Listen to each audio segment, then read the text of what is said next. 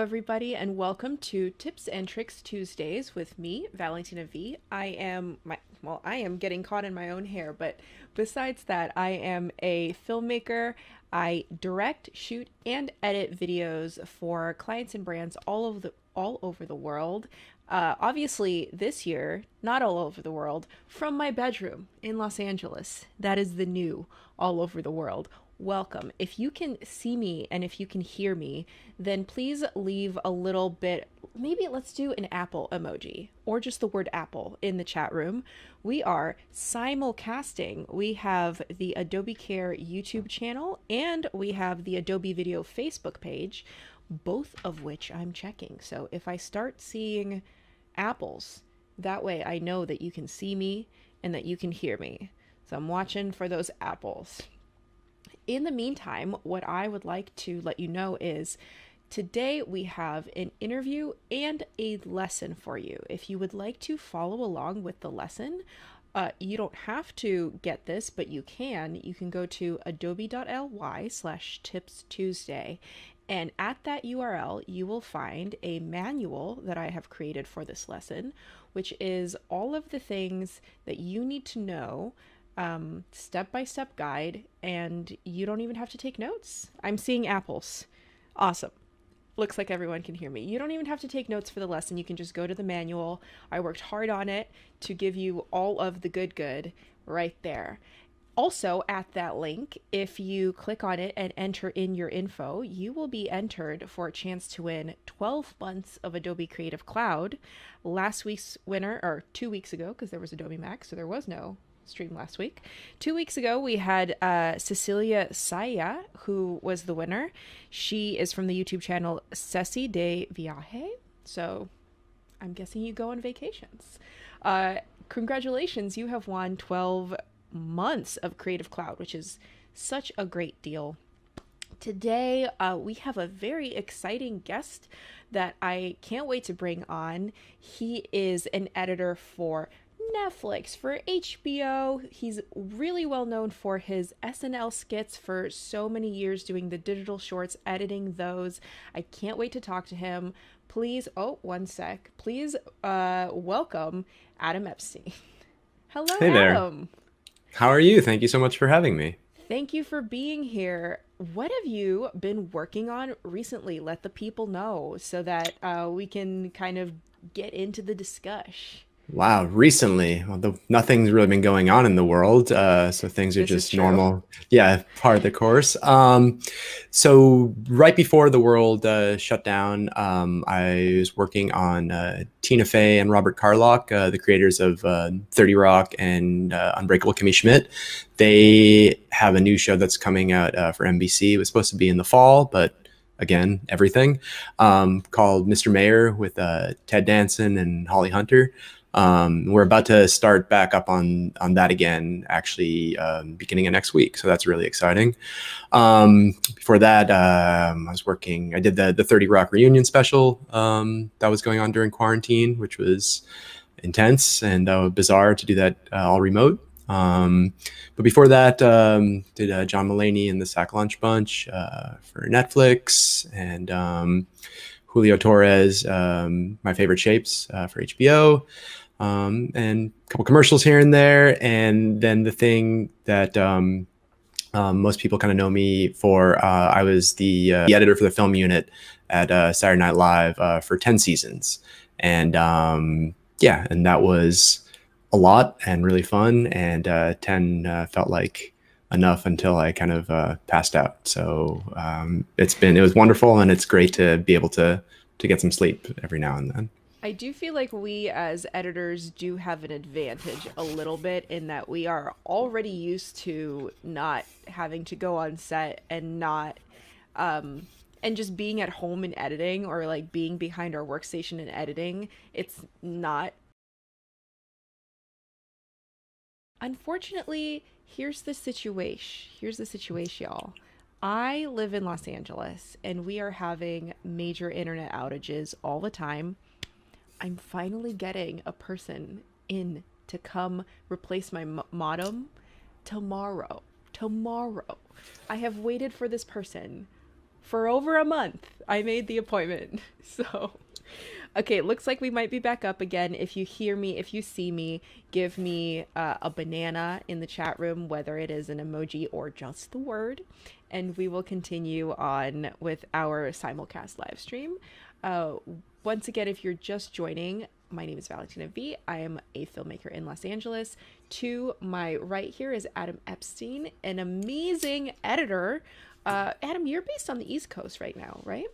Yes. Up until recently, I was in New York proper, but beginning of pandemic, not even due to that, my wife and I and our 2-year-old were now about half an hour out of the city in a house, which is interesting. Honestly, that's probably even better as far Yeah. as the pandemic goes. Yeah. The thought of being in a small Brooklyn apartment with a very rambunctious 2-year-old right now is, I have residual nightmares. Yeah. So I'm in the big city myself, and it with having to do live streams and everything, having a trucks backing up every 5 seconds is just not the business sometimes. Yeah.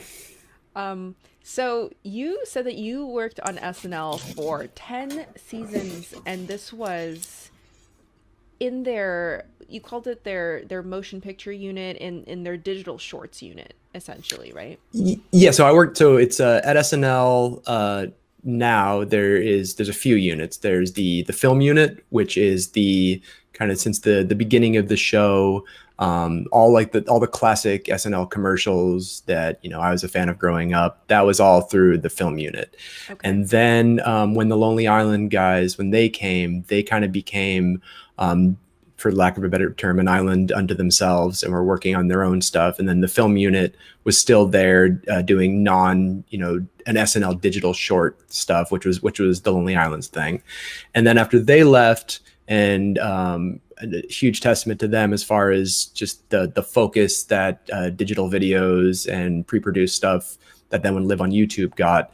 The show kind of leaned into a little bit more film production. So now there is the film unit, and then there is a second unit, and they probably have changed the name this year because they changed it multiple times. But there are 3 fully operational units with 3 editors, 3 directors, full production on each piece. And so they're doing basically like 3 pieces a week now, which is intense. But I was working with the film unit. SNL is something that I consider an incredibly unique piece of media because you have content, specifically the content that you are working on or that you have worked on for SNL, that is both temporal and scripted. That is Mhm. very, very difficult to do because for something to pop off and be able to have that quick turnaround to be able to develop something that is scripted that same week. I'm thinking about all of that stuff from the election back in 2016 where you did Kellyanne as Pennywise, right? Like in the Yeah. sewer kind of looking out right away, or Kellyanne as like a Chicago, like she's dancing in the like a Broadway musical, and it's Mhm. so quick. Or when that Pepsi controversy happened with what was her name, Kendall Jenner, Yeah. and they made that Pepsi ad, and the same week SNL released a parody of the Pepsi ad that is incredibly unique. Nobody can do that because it requires so much upfront cost, and the team has to already be there for that to happen. Yeah. How do you feel like being part of that kind of team? Incredibly lucky.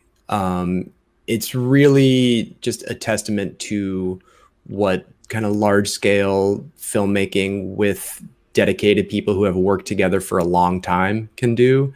And that easily was my favorite aspect of being part of that group. The only reason stuff could get done in the time span and to a level of kind of finish and polish that it had is because everyone across the board, all levels of production, hair, wardrobe, props, scenics, everyone. Looks like we're back. So, as Adam was just saying, with that kind of intense schedule, with having to deliver something 18 hours after it was first conceptualized, you really do have to speak the language of the people who are working not just on your team, but across all of the teams.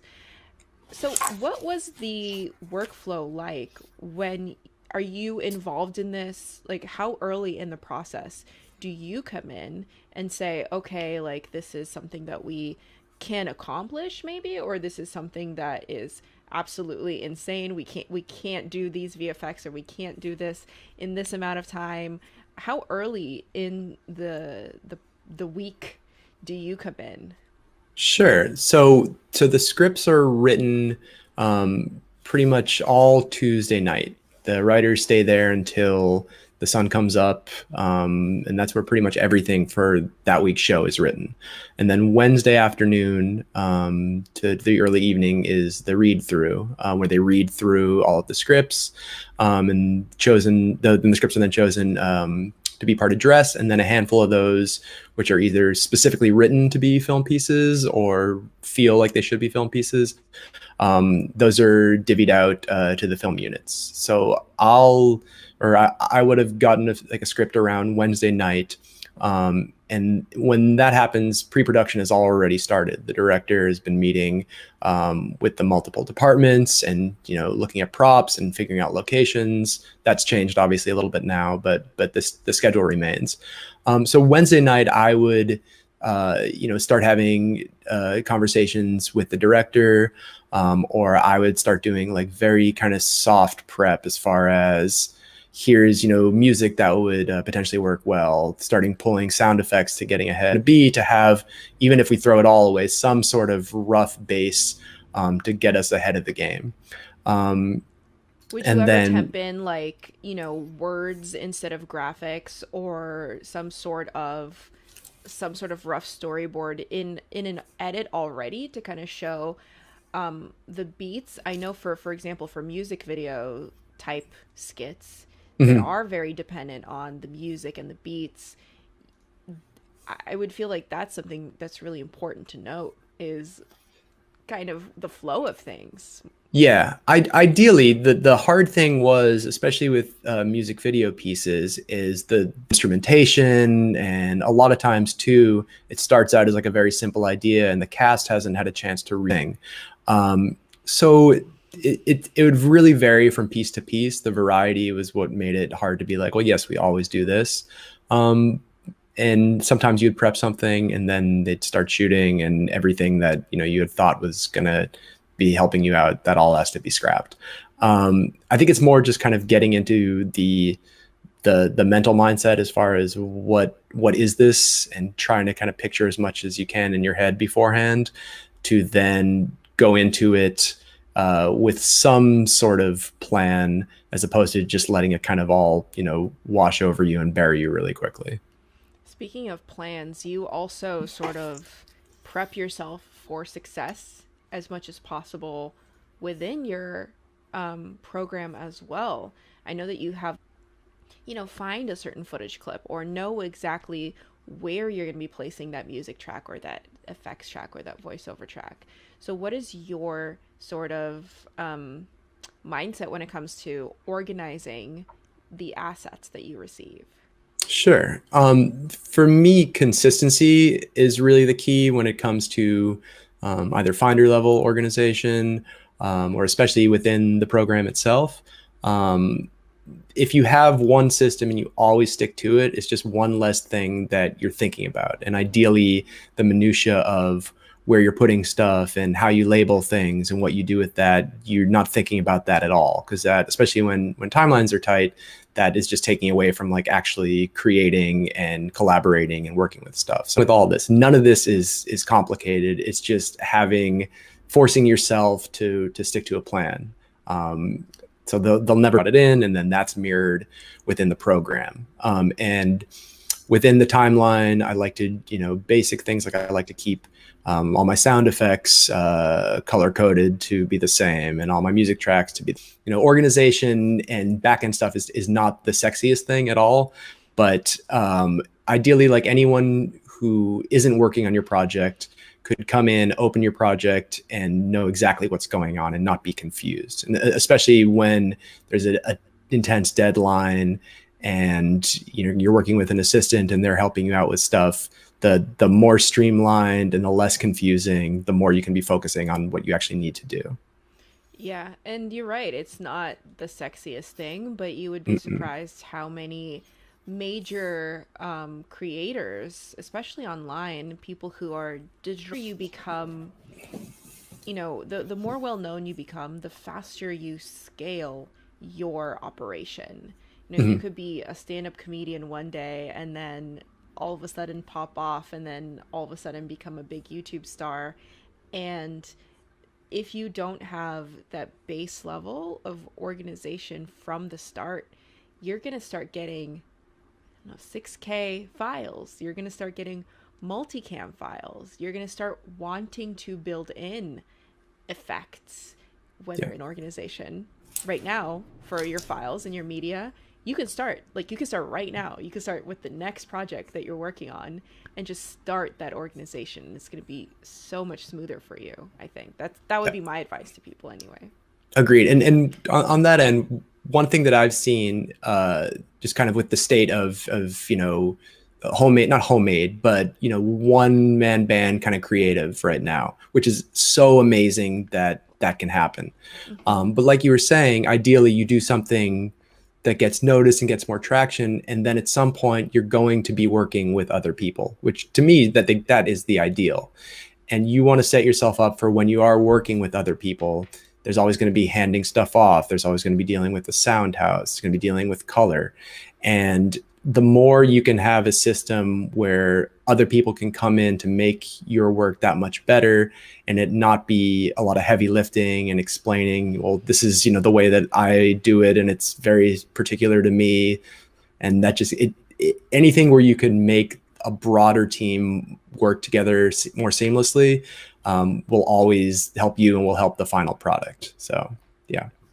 Absolutely. I can't tell you how many times I've gotten files from whether it's an influencer editing their own video or other editors, and it's just Yeah. a mess. And you're using the right click reveal source in project a lot just to find things and put other things in and substitute clips for other clips.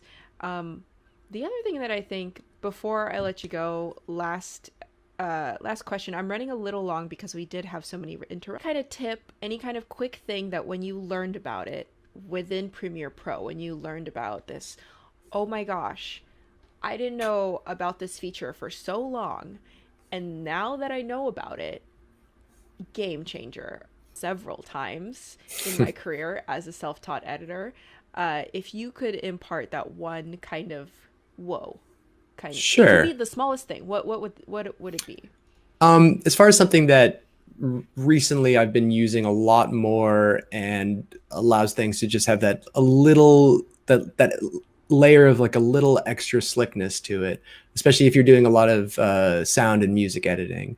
Um, Enabling audio time units, big fan of that. So often you'll be working on a track and you want to, upcut the music, and the frame is just not enough space and it's close, but it's not perfect, or you're dissolving between two clips and it's close, but it's not perfect. Really being able to jump down into small units of time and shift things notice, but you will. And yeah, I would say I use that now. Since someone said, hey, you should be looking at this, I use that now on pretty much everything that I'm working on. It lets you just get that last little bit of gloss onto stuff, from an audio timing perspective. Longest time I was like, why does the audio not line up perfectly? Why can't I get it to match perfectly? Yeah. Because it either jumps one frame forward or one frame back. And frames, whether it's 1/24th of a second, 1/30th of a second, are only so small, right? So yeah, if you go up to where your timeline is, you right click and then you enable audio time units, you'll be now in the audio time unit editor, and you can um, have at it. You can zoom into your timeline as far as you want. It's amazing. Well, I would love to talk some more with you, Adam, but we are running up against our time. So I really appreciate you being here and sharing your insight and speaking with me. I am actually a huge fan of your work, not only your work for SNL, but I also love the Sack Lunch Bunch, John Mulaney's special on Netflix that you edited. Julio Torres's My Favorite Shapes is honestly one of my favorite sit down comedy specials. Would you call it that? Everything he does, and the man himself is just a wonderful, unique person. So So yeah, exactly. I really appreciate you being here. If people want to keep up with you and your work, where would you say is the best place for them to see that? Sure, you go to adam-epstein .com. That's just kind of a compendium of stuff that I'm working on. I'm on Twitter, but that is mostly political rambling, so that's not interesting at all anymore. And my Instagram is all baby pictures now. So I've become a full suburban dad. What a world. Your But website is yeah. actually quite brilliant. I really like the way that it's laid out, Oh, and thanks. yeah, like when you hover over things, things get bigger, and you can see all of the things that Adam's worked on. So definitely recommend checking out his website and just watching the edits. A lot of times you learn the most by paying attention to a particular thing. So just paying attention to the sound design of the edits, or like the reason why one shot cuts from one shot to another is like hugely beneficial if you're trying to learn how to edit. So thank you so much for being here, and I am going to transition into tutorial mode. So Thank you so much. Have a bye. great one. Thank you. Bye bye. All right, everybody. Apologize for all the interruptions. Of the information for this tutorial, you can go to adobe.ly/tips Tuesday, and that'll get you to where you need to be to get the manual for this tutorial. And when I do the manuals, they kind of look, I mean, not kind of, they look like this. They 100% look like this. This is the actual manual right here, where you will have basically a lowdown of everything I'm going to talk about. Any sort of shortcuts are outlined in the good, all of the goodness right there. And then, so I highly recommend downloading the manual. It is at adobe.ly/tips Tuesday. In fact, today I will sort of be following the manual in a way, just to make sure that I stay on track and that you can get the most out of this lesson. So today's lesson is focusing on how to do things quicker, whether that is how to work with footage quicker, how to get through your edit quicker, just strategies for quick turnarounds. As someone who has been, oh, just like Adam has developed his own workflows, so have I. And I always love it when the stream gets interrupted and I have a very silly face. That is wonderful. If you have any questions, I am checking the YouTube stream and the Facebook stream. I have multiple devices on, which might also be why the internet is working so slow. So let's pop over here to Premiere Pro. And the first thing I'm going to tell you is there are just ways to make Premiere Pro work faster for you before you even start editing. There's a couple of things that you can do to make it work faster for you. The first thing that I would do is just to check what your render engine is, what your playback engine is, and what your preferences are as far as your memory. So if you go up here to the options on the left, and you go to Edit Preferences, and you go to Memory, you know that in the Preferences menu, there is just so much stuff that you can do and check out and find out. And here we go, is the RAM. So it's whatever the installed RAM is on your machine. Luckily, I have a lot of RAM because I work in video. You can reserve RAM for other applications, and you can make this as low as it needs to be so that the RAM that's available for your Adobe applications is more. So here I have, 116 gigabytes of RAM that I have allocated for my Adobe applications. And that helps me run a little bit smoother on my computer here. There's also, if you go into your project settings, so over here under your project settings under the file menu, and you go to general, you have the video rendering and playback over here. And if you are on PC, you can have the NVIDIA CUDA renderer, which is going to be a little bit faster for you, the GPU acceleration, than the software only, which is the default. So if you are on a PC and you're able to get CUDA, which is something that if it doesn't come pre-installed on your PC, you can download it online, and then this option shows up, and that will give you a little bit faster playback, a little bit faster rendering. So I have really set myself up for success here, because not only do I have a bunch of RAM allocated for my files and my clips, but I also have CUDA enabled. The other thing that you can do when you are playing back your clips is, say you have a lot of video and audio stacks on top of each other, like in this here we have 4 on top of each other here at the end, and you can see that the playback, Thank you so oh my gosh, that the playback is red, right? The line up here is red, which means that it might not play back as fast. Something that you can do if you just need to check audio, for example, if you just need to check video, you can use these eye icons on the side here and disable certain tracks. And if you disable the track, then the program doesn't have to work as hard to get through it. So for example, here at the end, I have this graphic, which is actually a graphic that is sent from After Effects. So not only is my computer using Premiere Pro, but is also using After Effects to generate this star graphic. And what I can do is just disable it. And all of a sudden, that line goes away. So I can play back a little bit faster. Another playback trick is right here underneath, you have your playback resolution, which you can set. So if you set it to full, it's going to play back for you in full resolution, but it is going to be slower. So if you set it to 1/4, which is how I always have it, it's going to be a little bit more pixelated. You can see that it's starting to look a little bit more pixelated here, but that's okay, because when you export the thing, it'll be in full resolution.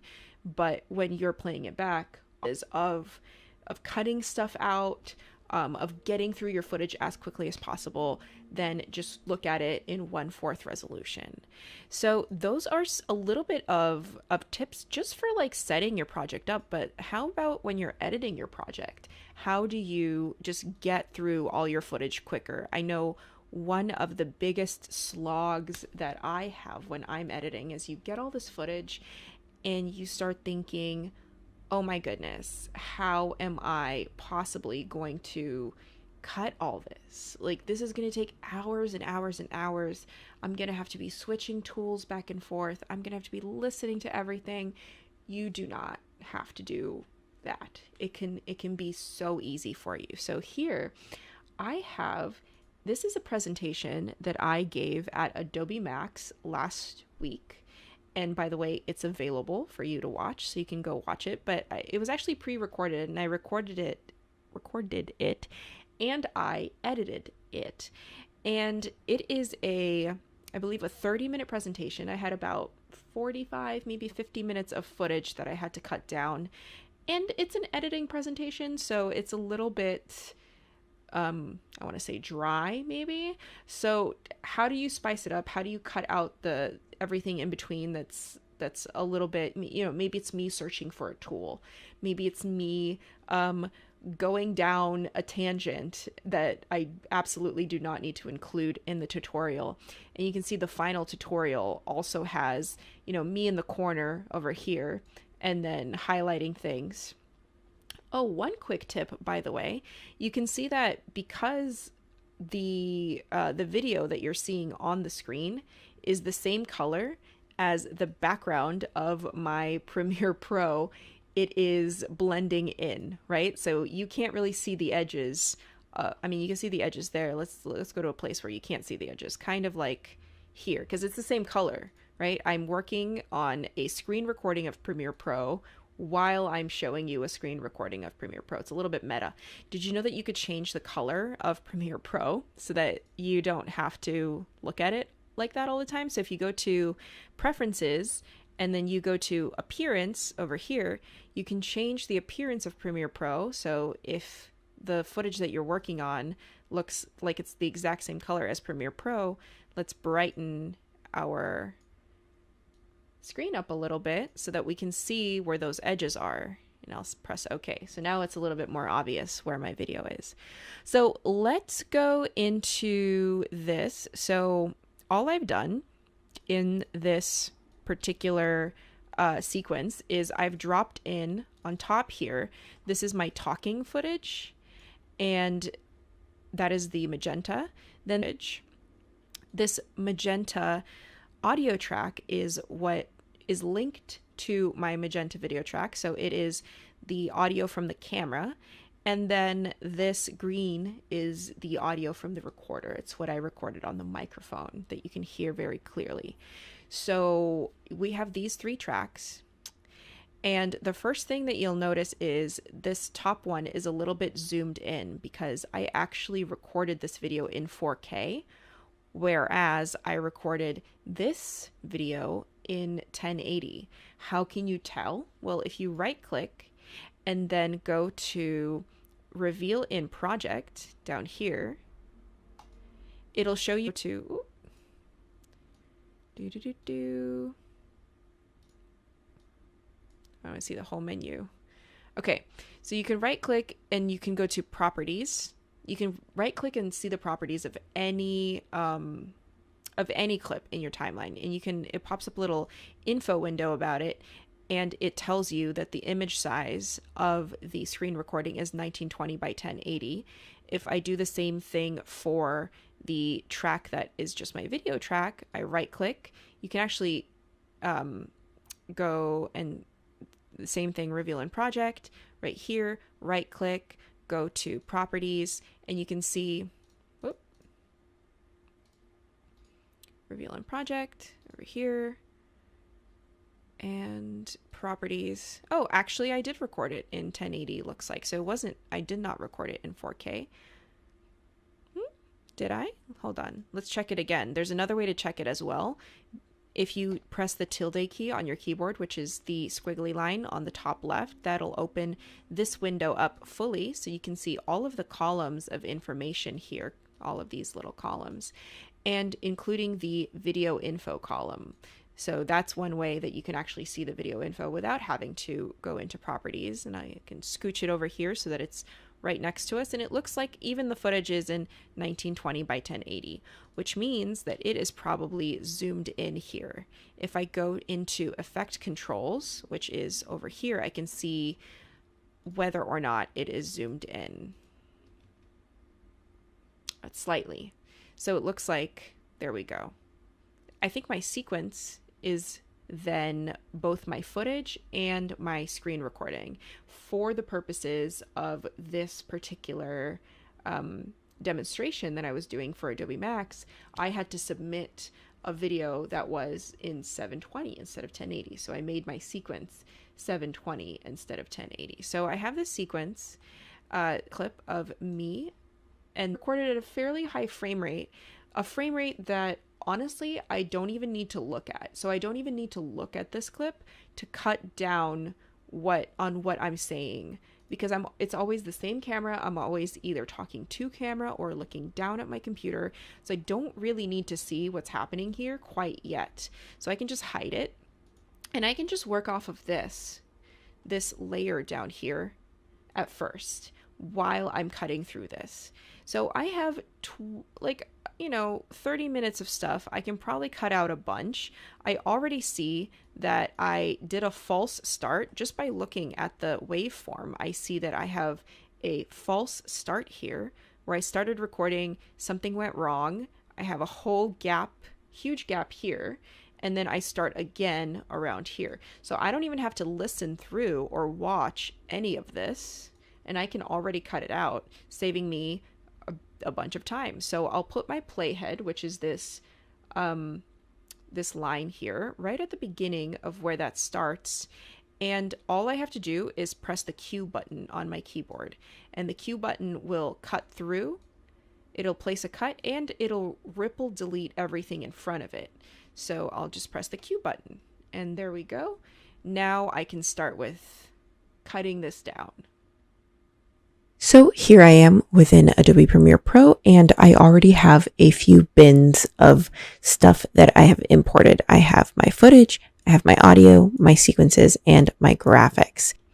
Another way that you can watch through this faster is simply scrubbing through it. So taking the playhead and physically moving it through and just checking to see if there's anything that needs to be cut out. If there's anything that is, a little bit slow or doesn't work. Right now, I'm scrubbing through and you can't hear the audio. This is because I disabled it. If you go to Edit, Preferences, Audio over here, there is the option to disable audio while you're scrubbing through. So play audio while scrubbing. For me, I like to disable the audio when I'm doing a tutorial, but if we select play audio while scrubbing and press OK, now you can actually hear a preview of that audio while you're scrubbing through.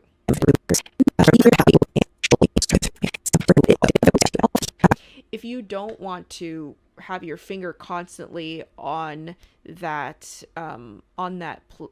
playhead line to be scrubbing through the audio, you can just use the JKL keys, which are J, K, and L on your keyboard.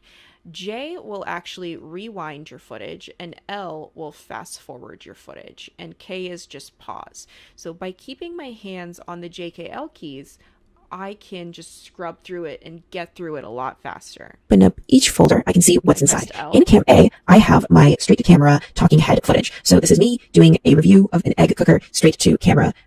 Clearly, I am very good at reviewing egg cookers.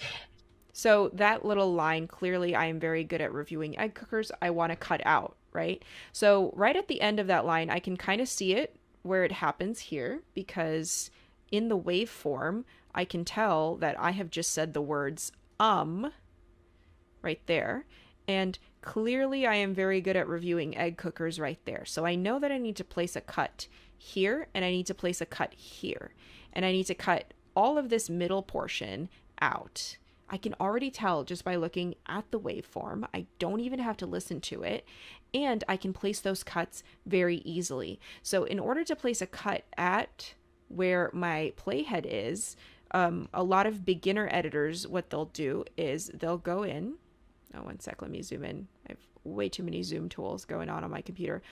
A lot of beginner editors, what they'll do is they'll go in, they will select their razor tool over here in the toolbar, they'll click it, and then they'll go, okay, let me cut through that, let me cut through that, let me cut through that. Let me take my playhead over here, let me cut through that, let me cut through that, let me cut through that, let me select this, delete it, let me zoom out of my timeline, select this, okay, zoom into my timeline, and move it over, right? That is a lot of steps.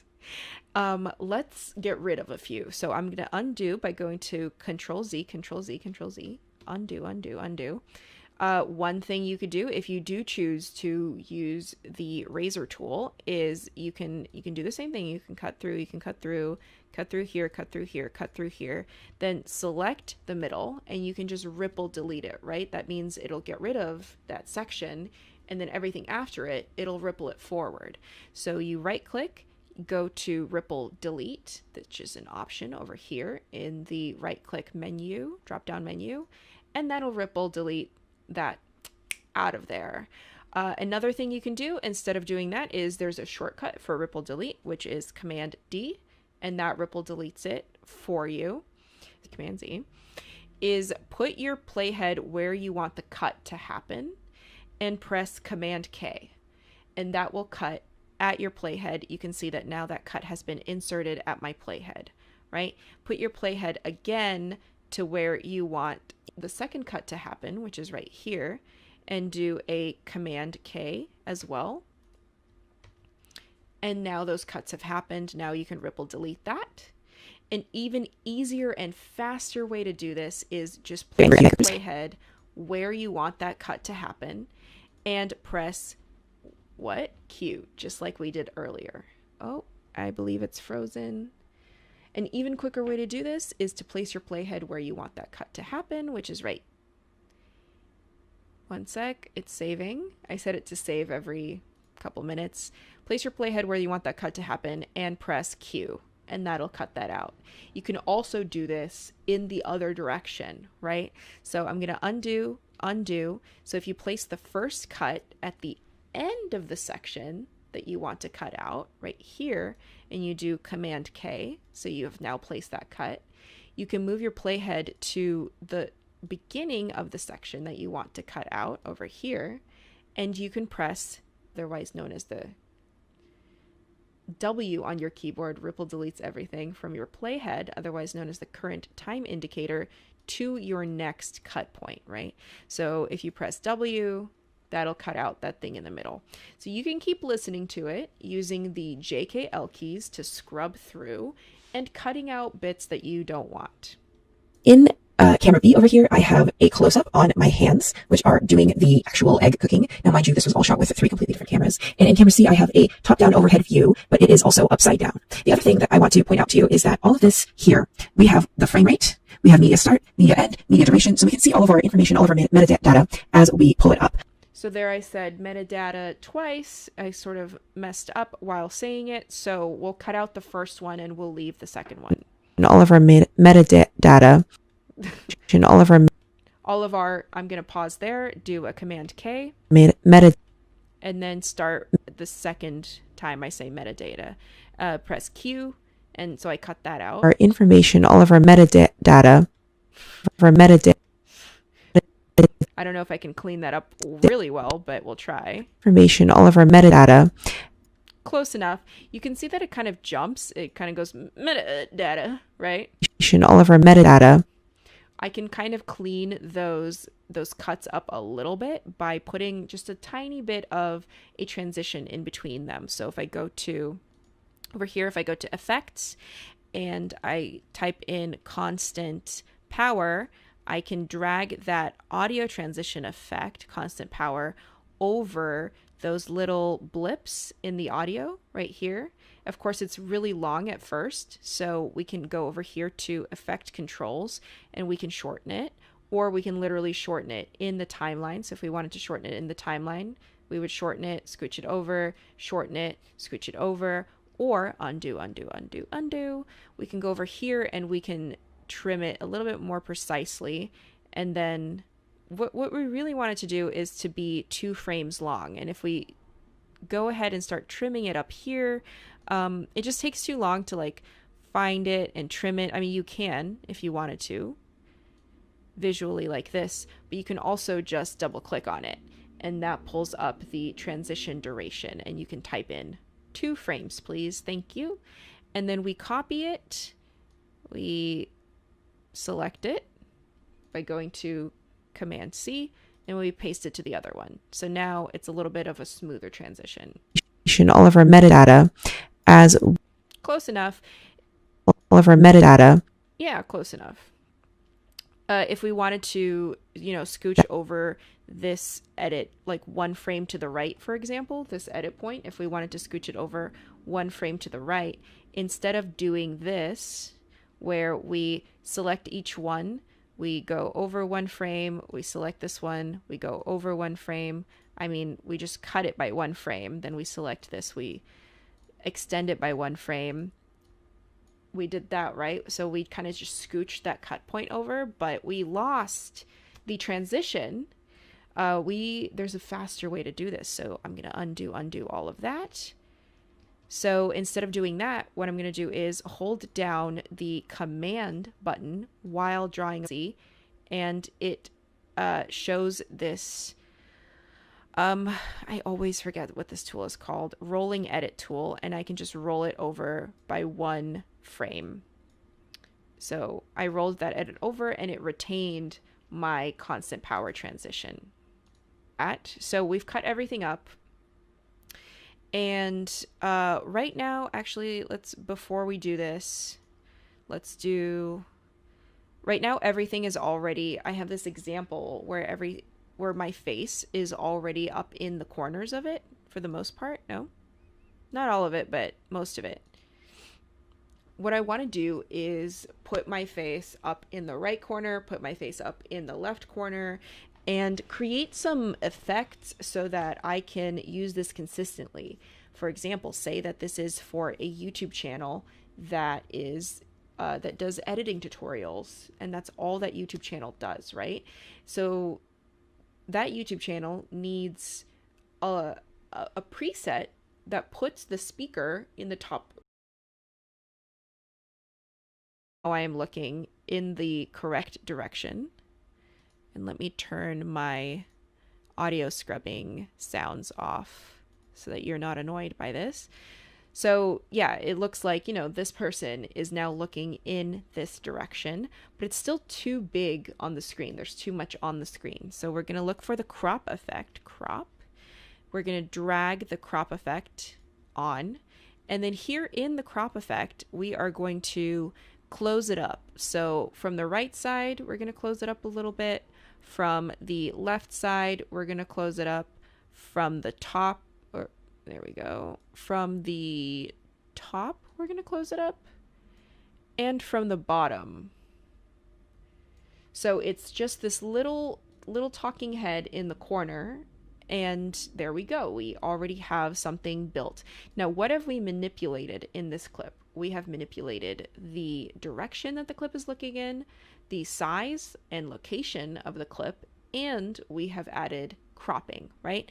And all of that can be seen here in the effect controls. So we have the motion controls, we have the horizontal flip, and we have the crop.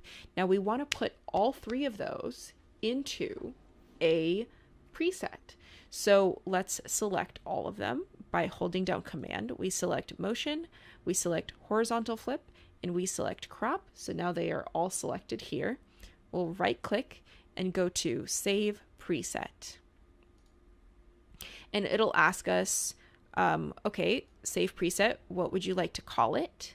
It gives us a suggestion, horizontal flip preset. We are going to call it Tut for tutorial. Top right. Tutorial top right. That's what we're going to call it. Ooh. Sorry, my zoom tool. There we go. Tutorial top right. And then in the description, we're going to write top right movement. Hold on. Looks like I am...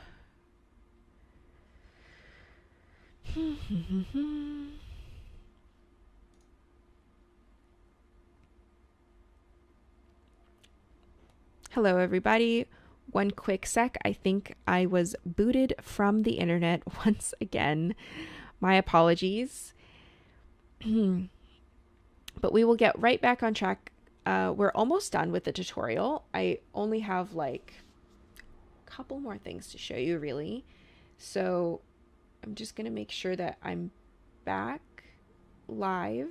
And if I'm not back, I don't know. One sec. I can't see any live videos happening at all.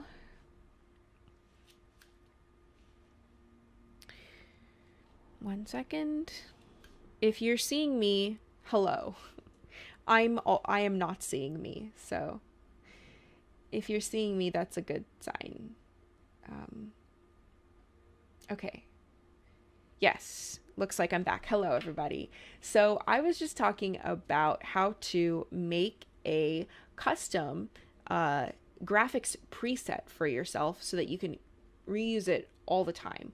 So I'm just going to go over that last step with you real quick because I think it's really important to note. So here I am within Premiere Pro, and what I've done is I've taken this clip which originally looks like this, of me full screen of my face faced in this direction. And I have made it into something that looks like this, where I am tiny in the top right corner, I am facing the other direction, and the actual image is cropped in. And I've done that by manipulating the motion controls for scale and position. So I've made the scale 35, and I've changed the position. I have added a horizontal flip effect to flip my footage, and I have added a crop effect. So those are the two effects, and then I've manipulated the motion controls as well. So I have that going for me now. I'm going to select them all, motion, horizontal flip, and crop. I'm going to right click, go to save preset, and then over here I will name it to tutorial top right, and for the description I will write what I've done to this preset. So what is it? It is a moving top right, top right picture in picture facing, condense that to pip. Top right pip with horizontal flip, and I am calling it the tutorial for the top right. So that is how I'm doing all of those, and I click OK. And now that I've clicked OK, you can see that that effects preset is now in the effects presets folder. So if I open this up, remember what we called it? We called it tutorial top right. Here it is, tutorial top right. So if I wanted to put this on other clips, like for example, the next 5 clips, I could just, select them, double click tutorial top, and drag tutorial top right on top of them. And there we go. Now that they are all up at the top right. So that is a way that you could save a lot of time, because otherwise, without making a graphics preset, what you would have to do is select each one, then command copy, and then paste those effects on each of these clips, when instead you could just use a graphics preset. So after you've done that, let's say that you have now done several different presets. You have done the preset that goes in the top left. You have done another preset that goes here and another preset that goes here. So you have basically made a bunch of presets. What if you want to change something to the bottom layer? Like you want to add a graphic to the bottom layer, or you want to manipulate the first track of your video in some way. Well, the first thing that I would do is I would select all of the top video clips, all of the video clips on V2, and I would scooch them up just one more track. So I can either move them like this by moving them up, but you can see that moving them up, it's not as precise. So let me show you this again. Let me zoom in a little bit on them. So if I select them with a marquee box, and I try to move it up like that, it's pretty hard to do it exactly, like it's pretty hard. If I want to try to do it exactly, I can hold down shift, and then that way it moves up, and it won't let me move it to the right or left. It goes straight up one track at a time. If I hold down shift, it's not going to be all willy-nilly for me. But another way to do this is if you select them and hold down Alt and then just click up and down on your keyboard. That will also just shift all the clips up. So I'm putting those clips on track V3 because I'm trying to leave room on track V2 for an adjustment layer. An adjustment layer is kind of a blank layer that you put on top of all the tracks that you want it to affect. So in this case, I want to put an effect across all of this tutorial footage, but I don't want that effect to touch any of my talking head footage, which is on V3. So I'll add that adjustment layer. How do you add one? Well, you have to create one first. So let's go back to my project. And here I have all my bins, right? I have my footage bin, my audio bin, my sequences, my graphics bin. I'll select my graphics bin because that's where I want my adjustment layer to be. Or I can simply just create a new bin just for adjustment layers. Maybe I'll do that, 05. And I'll call it adjustment layers, however I want to do that. So I'll select that bin. I'll go down here to new item, adjustment layer. And then it asks me what size do I want the adjustment layer. Well, I want the adjustment layer to be the same size as my sequence. My sequence is currently 1280 by 720, so that's what I want my adjustment layer to be. I just want it to be all of the same stuff as my sequence, and I press OK. And here is my adjustment layer, and then I can drag it onto my timeline. The default duration of the adjustment layer is whatever you set the default duration of your of all the imported clips to be, of all of the imported photo clips to be. So right now, my adjustment layer is around 20 seconds long. That's the default duration of my adjustment layer, right? And I can always drag it out to encompass the entire length of the bottom layer, which is around 25 minutes long, 26 minutes. Just FYI, if you did want to change the default length of any of the photo clips or new assets that you're dragging in, so say I wanted to delete this adjustment layer, I want to delete it, I want to create a new adjustment layer, but I want that adjustment layer to be, I don't know, a minute or two long, I can go over here to edit, preferences, and here in general, I believe, I think it's in general, no, it's in timeline, yes, it's in the timeline preferences over here. You can set the still image default duration. So right now it's 20 seconds.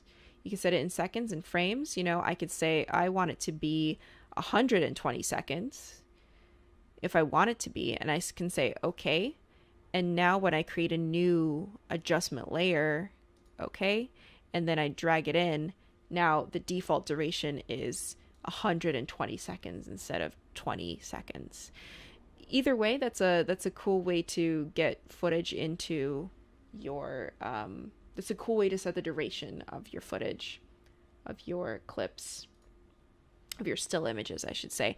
So now we select this adjustment layer. It doesn't need to be this huge on our timeline. We can just scrunch it down so it's this like very thin red line, because we don't actually need to see any thumbnails for it. It's just an adjustment layer that we could put stuff on. So what we want for this adjustment layer is, let's say that we want to brighten up this footage, and then we also want it to be a little bit sharper, because there are times in which I zoom into the screen. It's not that one, but right here, for example, I'm zoomed into the screen and it's a little blurry because I'm actually losing resolution when I zoom into the screen, because the screen is only at a certain resolution, right? And I'm changing the zoom on it, especially here. Here's an example where the numbers A1, A2, A3 are very blurry, so I want to add a sharpen effect to this adjustment layer, and then that is going to affect everything underneath. So I'll go to Effects, I'll type in Sharpen. Here under the video effects, Blur and Sharpen, that is the sharpen effect right there. I'll go ahead and drop it either directly onto my adjustment layer or onto the effect controls of the adjustment layer. Same thing. So I'll just drag it up here and I will increase that sharpen. So now you can see it's a little bit sharper. This is without, this is with. Again, there it is. It's a little bit sharper. This is especially good for the tutorial, right? Because then people can actually see what's going on if the footage is sharper. So now I've added an effect across all of these clips without actually touching any of the clips themselves. Whereas the other effects that we did were added to the clips themselves, this sharpen effect was added to the adjustment layer, and then the clips underneath as well. If I wanted to maybe lighten this up and give it a little bit more contrast, I could go to Window, Lumetri Color, open up Lumetri Color, and give it a little bit more exposure, and then give it a little bit more contrast. So there we go. The great thing about adjustment layers too is you can see exactly what they're doing by using the eye icon to toggle them on and off. So instead of, okay, I want to see what it looks like without the sharpen and without the Lumetri Color, so I have to go over here. So I have to go over here and toggle the sharpen off and toggle the Lumetri Color off one by one if I want to see what they're doing. If I want to see what they're doing all at the same time, all I have to do is toggle the invisibility of that adjustment layer. And then I can see what that adjustment layer has done to the footage underneath it. That is my tutorial for today. Cross your fingers that the internet guy or girl, the internet person who is coming tomorrow to fix my modem, that is the fix. That it is not anything else, that it is just this one hardware solution, and I could get back to a non-glitchy stream.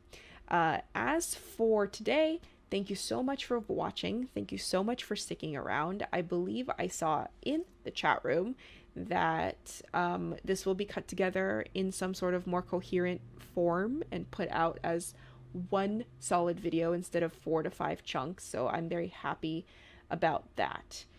Thank you very much. Oh, the Gregory brothers are in the chat. Hello, the Gregory brothers.